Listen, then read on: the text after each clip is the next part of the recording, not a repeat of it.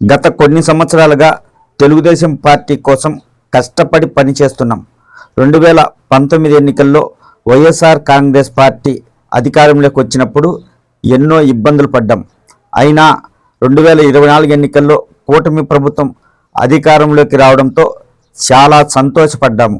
కానీ పార్టీ కోసం కష్టపడిన వారికి న్యాయం జరగడం లేదని కడప జిల్లా ఒంటిమిట్ట మండలం రాచుగూడుపల్లి టీడీపీ నాయకుడు యూనిట్ ఇన్ఛార్జి మేనిగ వెంకటరమణ ఆవేదన వ్యక్తం చేశారు. ఆయన మీడియాతో మాట్లాడుతూ ఒంటిమిట్ట మండలానికి సంబంధించి వైస్ ఎంపీపీకి ఉప ఎన్నిక జరుగుతున్నా తమకు ఎలాంటి సమాచారం లేకపోవడం బాధాకరమన్నారు. టీడీపీ అధికారంలో ఉన్న వైసీపీ నాయకులకే పదవులు దక్కుతున్నాయని ఆయన ఆరోపించడం జరిగింది. ఈ విషయాన్ని అధిష్టానం దృష్టికి తీసుకెళ్తానని టీడీపీ నాయకుడు వెంకటరమణ తెలిపారు.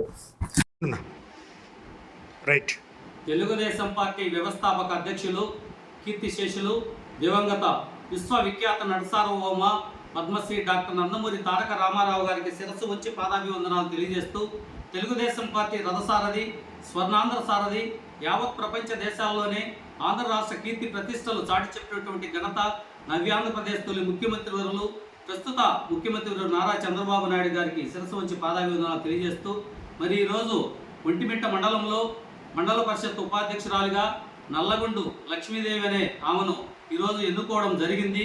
మరి హైకమాండ్ నుంచి కానీ మాకు ఎలాంటి సంకేతాలు లేవు. మరి లోకల్గా నేను ఆ ఒంటిమిట్ట మండలంలో రాజగుడ్డుపల్లె యూనిట్ ఇన్ఛార్జిని.